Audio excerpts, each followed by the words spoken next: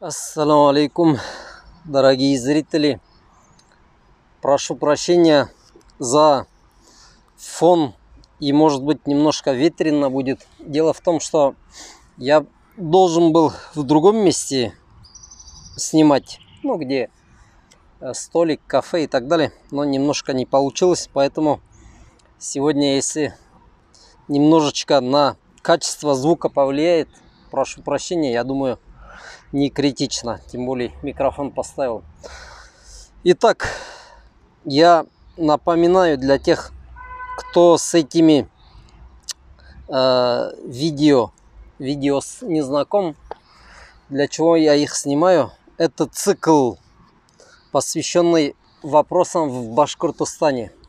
Этот цикл так и называется: ответы на вопросы про Башкортостан и не только.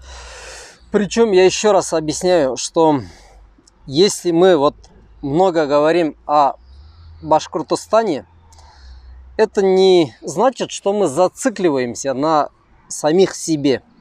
Это не значит, что у нас нет других площадок, где мы не говорим про другие вопросы. У нас есть площадки, где мы обсуждаем даже арабский язык. Есть площадки, где мы пополняем свои знания, по разным направлениям: религиозным, светским и так далее.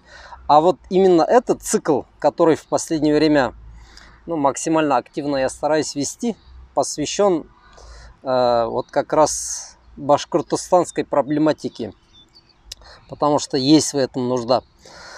Итак, несколько вопросов, которые я выписал и которые нужно прокомментировать. Там есть какие-то интересные комментарии, а есть и вопросы.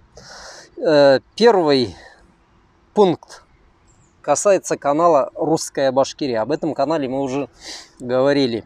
Я еще раз напоминаю своим зрителям и в надежде на то, что до этого канала, до администраторов, я не знаю, до их хозяев, до хозяев канала и до хозяев администраторов это дойдет.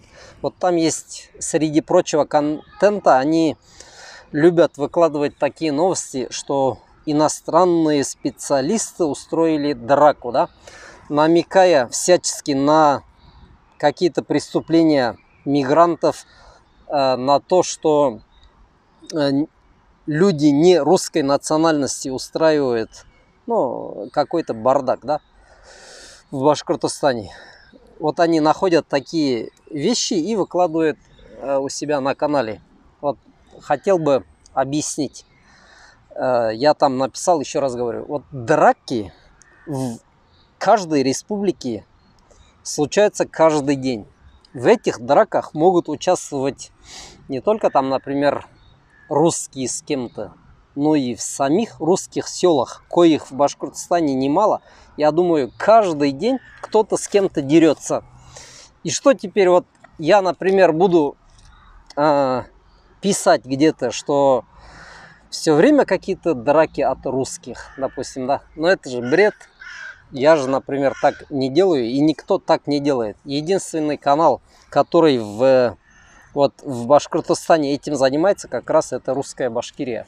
Как будто бы весь беспредел, весь бардак, который творится в Башкортостане, это только якобы от приезжих или от лиц нерусской национальности. Но так в этом мире не работает, вы знаете, Поэтому этот именно вид контента они бы лучше убрали, потому что он глупый. А во-вторых, это и вообще, сами знаете, раскачиванием ситуации тоже попахивает. Этим они и делают. Если это их цель, тогда я ничего не могу сказать. Раз у них цель это раскачивать межнациональную ситуацию в республике, пусть тогда дальше делают. Так, далее зачитываю один коммент. Человек пишет: хватит того. То есть человек хочет доказать, что исламские, мусульманские страны живут плохо, что у них какие-то там монстрические законы, нечеловечные. Я лучше зачитаю, сами поймете. Человек пишет: хватит того, чтобы посмотреть, как живут исламские страны. Кто, говорит, хочет жить в стране, где тебя бы забили камнями за неправильную одежду? Решил этот коммент выписать и тоже прокомментировать, потому что он повторяется в разных вариациях очень часто и регулярно. Люди, которые пишут подобные комменты, это те товарищи, которые вот про ислам где-то вычитали во время Советского Союза, да, из таких книг, ну, понятно, исламофобских, из пропагандистских книг. И вот они, опираясь на вот эти, в кавычках, знания, пишут что-то про ислам. Вы немножечко хотя бы изучите, спросите у специалистов, если есть такие среди ваших знакомых, есть ли в исламе такое положение, что за неправильную одежду кого-то убивают, там забивают камнями. Но это бред. За неправильную одежду камнями никто не забивает.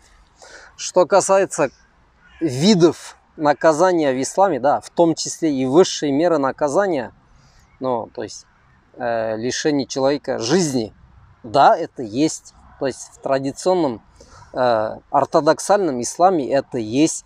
Другое дело, что в современном мире, ну, мусульманские страны, как применяют вот это наказание, это другой разговор. Многие, даже мусульманские страны, да, они не применяют виды наказаний, которые в ортодоксальном исламе есть, потому что, ну, современный мир, он немножко другой. Как бы там ни было, даже если в исламе есть какие-то жесткие виды наказания, то это точно не за неправильную одежду, поэтому, пожалуйста, такой бред больше не пишите. Себя же позорите. Так. Ну и еще один, вот именно по этому комменту. Посмотрите, как живут мусульманские страны. Если мусульманские страны живут плохо, это не только беда самих жителей, но это еще и искусственная вещь. Это десятилетия, а может и столетия колониальной политики. Это войны, которые часто навязаны извне. Никто из живущих там этих войн не хотел. Их развязали. И развязали не мусульмане. Поэтому, ну, не надо видеть проблему мусульманских стран только в мусульманах. Так, это второй комментарий. Так, третий. Больше касается Башкортостана. Человек пишет: почему молчат о войне в мечетях или лишь одно пожелание победы?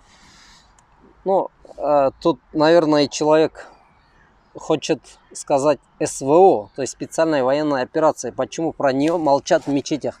Как раз таки не молчат. Про нее очень много говорят. И, как вы правильно заметили, именно в том ключе, что это правильное решение, что нужна нам одна лишь победа над хохлами, как будто, да, вот в таком ключе. В мечети очень много про это говорят. Мечети очень сильно политизированы, как бы нам не доказывали обратные некоторые люди. Это меня они могут затыкать, не говори там про какие-то опасные вопросы, но сами люди, кто в этих мечетях рулят, они же что угодно могут говорить. Они и про выборы, и про Единую Россию, и про Путина, и про СВО. Не молчат как раз таки. Они часто призывают именно к этой СВО. Дальше этот человек пишет: почему в садиках, школах все на русском? Кто у нас такую команду дает? Ведь малыши уже говорят на русском. Но это уже такая языковая политика в Башкортостане. Почему все на русском? Я тут хотел бы немножко отвлечься. Есть такие люди, которые вот на данный вопрос, знаете, как отвечают? Ну, все на русском, потому что, типа, вот же мультики. Мультиков много на русском, да? Вот так, кто-то такой ответ дает. Кто-то скажет, ну, вы же сами дома говорите только на русском. Или так, ну, много таких причин, которые не являются первопричинами и не являются первостепенными причинами. Все на русском, потому что вы живете в России. А у России цель именно такая, чтобы перестали существовать ваши языки, чтобы вы все вот в этом общем котле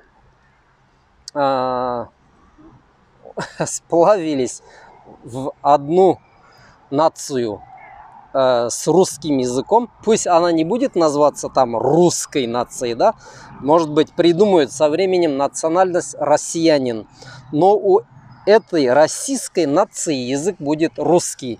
И вот, но мы это уже говорили, и вот для этой цели как раз ведется политика по уничтожению языков, поэтому все на русском.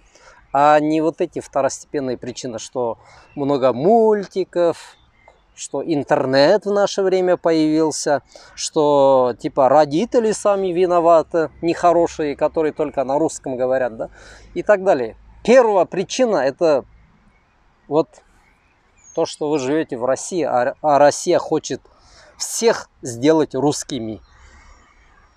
Теперь вы, я думаю, уже догадываетесь, почему заставляют слушать и петь вот эту отвратительную, мерзкую, тошнотворную песню, которая называется «Я русский». Песню, которую сами нормальные русские ненавидят всей душой. Так, дальше. 4-й коммент. Человек пишет мне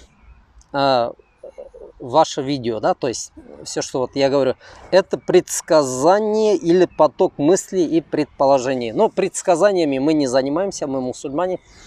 Предсказателям в исламе, как раз таки вот к вопросу о наказаниях, предсказателям полагается наказание в исламе. Нет предсказателей и предсказания в исламе.